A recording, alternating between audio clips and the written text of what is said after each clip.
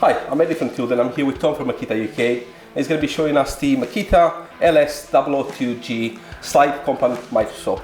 Yeah, so 40 volt mitre saw, the LS002G, some awesome features on this piece of kit. First of all, it's on the 40 volt platform. It's a brushless machine, so it's really efficient. It's got a 260mm diameter blade on there as well, with a cut capacity of 70mm up to 312mm when it's set at 0, so real good capacity on there as well.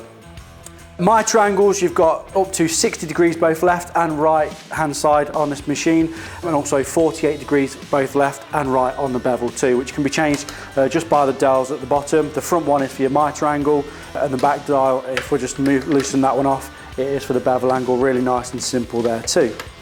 This machine as well, some cool features of it. If I just show you towards the top there, this one runs off a shadow line, so rather than a laser line that has to get adjusted, the shadow line is a far more accurate method of aligning that cut. So even if you change the blade for a wider curved blade on this one, it's a direct representation of the blade that is on that machine without any further adjustments. So it's really nice and simple. This machine does come with the AWS capability on there as well, so you can hook it up to your something like the VC006 dust extraction unit. So you've got that harmonized system capability there too, which is really nice. And then finally, a great feature.